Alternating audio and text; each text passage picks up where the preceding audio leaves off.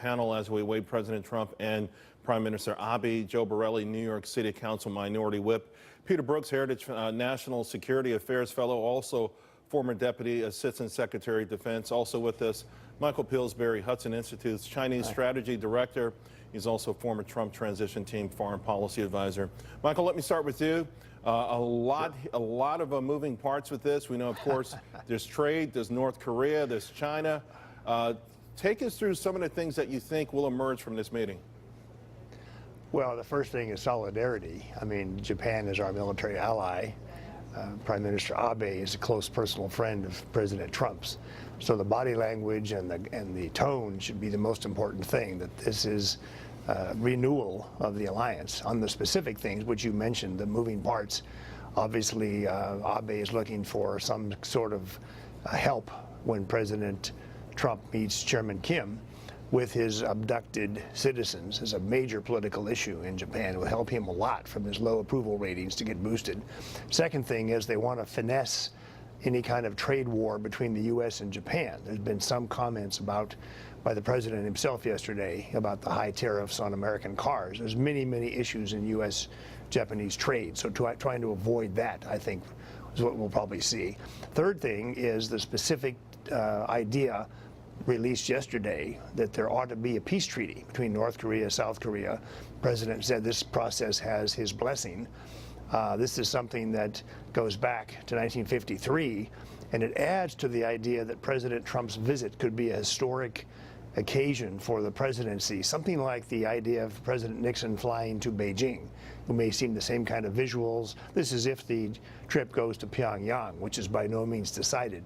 That could also be a topic. Which of these 5 possible places will the summit be? And finally, the president raised yesterday the idea that the summit may not happen with Chairman Kim. He said it just may not happen. He's laying the groundwork for pulling out, for not doing it, or for a major postponement. So as you say, there's many pieces at work here. Of course, also, Peter Brookes, over the last 24 hours, a major piece of news was the visit by Mike Pompeo to North Korea, this personal visit with Kim Jong-un, perhaps laying the groundwork not only for this visit, but also bolstering the possibilities that he will be confirmed for the new role as our chief negotiator. Well, I would think that, Charles, that the idea here was the diplomatic mission. This is somebody that the president has trust in, having nominated him to be Secretary of State. You never know that the Koreans could have asked for him to come. Sometimes we have had liaisons on the intelligence side between North Korea and the United States. They could have asked for somebody along this line. D&I Clapper went there previously. So that this is, certainly a possibility. But we'd really like to hear more. I would have liked to have been a fly on the wall at that meeting. What does North Korea mean by denuclearizing? The idea of denuclearizing. How do they define it? What they might ask for? But my sense is they've probably been very coy. And this was an initial meeting that will have to be followed up with a lot of other diplomatic meetings to set the stage for the upcoming summit. Of course, Joe, trade, a big part of this. Most people, I don't think, realize that Japan is our second largest trading deficit. And there are a lot of barriers to entry for American products, including automobiles. We saw this statement from China yesterday on allowing more cars. We saw South Korea increase their limit. You would expect Abe to offer something, I would think, in this whole realm, in this whole meeting, particularly if he wants President Trump to do his bidding in North Korea.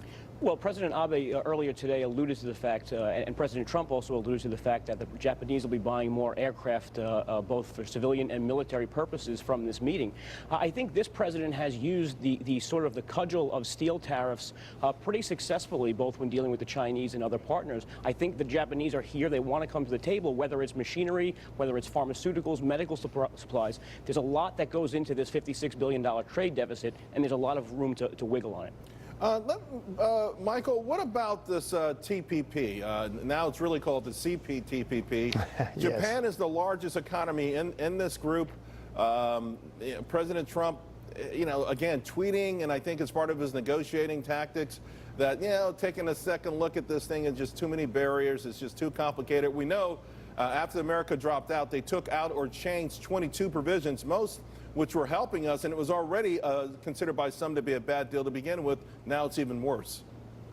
Well, it was a bad deal to begin with, Charles, as you know very well. But I think part of the issue is whether the Americans can cherry pick things they want out of it. Japan seems to be opposed to that. They want it to be taken as a package deal. But this is an area where, again, if we try to think about win-win solutions, a really big plum that could be handed out in the next half an hour would be President Trump saying that Japan is exempt from the steel and aluminum tariffs because of our alliance. That's what I'm looking for, frankly, in the next few minutes. You talk about this military alliance that we have. By the same token, when President Trump was on a campaign trail, he openly questioned why we have so many military bases. Japan and Okinawa have a lot of U.S. military bases, personnel, billions of dollars. What's wrong with the idea of allowing them, maybe even, I don't know if we go as far as to support them changing their pacifist constitution, but certainly doing more to protect themselves as China fortifies its military missions in the region? Well, they're holding themselves at 1% of their GDP on defense. That's really low. We're more like 5%.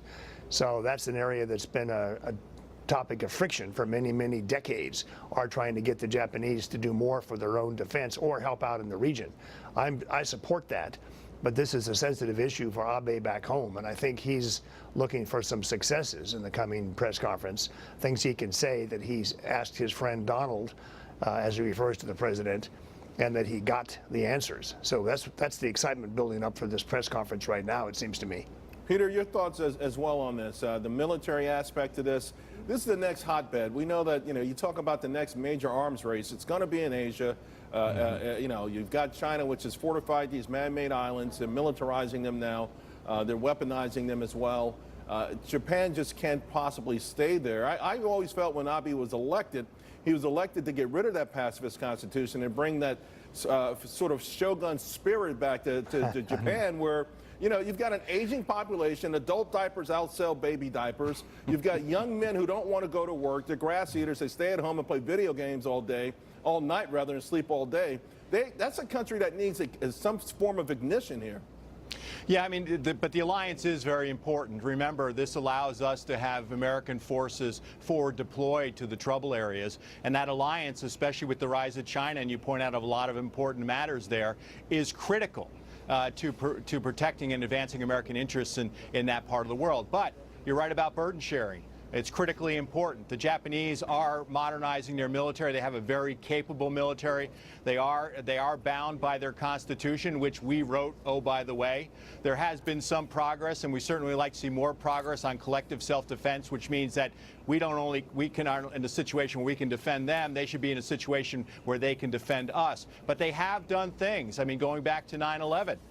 Deploying forces to the Arabian Sea to refuel American ships. There's been other deployments as well. So they're doing more, but they are, you're right, hamstrung by the Constitution. And Abe convinced the Japanese people back in 2012, he's almost one of the longest serving prime ministers in Japanese history, that he was the right person for these critical, difficult times regarding North Korea, regarding China, regarding the relationship with the United States. So he wants to show solidarity and reassurance when he faces the Japanese public from Mar-a-Lago. And by the same token, though, his popularity has plunged in the last year, in part to scandals in Japan.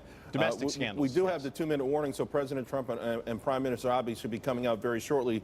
Let me quickly want to ask you about Mike Pompeo, this visit. Rand Paul today saying that he spoke with President Trump. He was asked if he would meet with Pompeo. Of course, he's been a vocal critic of Pompeo, saying he wouldn't vote for him. Any chance he would come around? It looks like that this nomination is going to, if it does make it through, is going to squeak through. Yeah, I mean, if anything, though, Rand Paul is the one who's being consistent. The people who are not being consistent are the Democrats, specifically the 15 Democrats who voted in support of Mike Pompeo just 14 months ago. Suddenly these Democrats have had an epiphany that all these other tertiary issues are now a reason to not qualify someone who is eminently qualified by a bipartisan consensus and someone who has proven the level of trust the president has in him and, I mean, frankly, the level of trust some foreign leaders like Kim Jong-un has to negotiate with us. Real quick also, as we can see, folks are starting to file in here on this TPP and trade with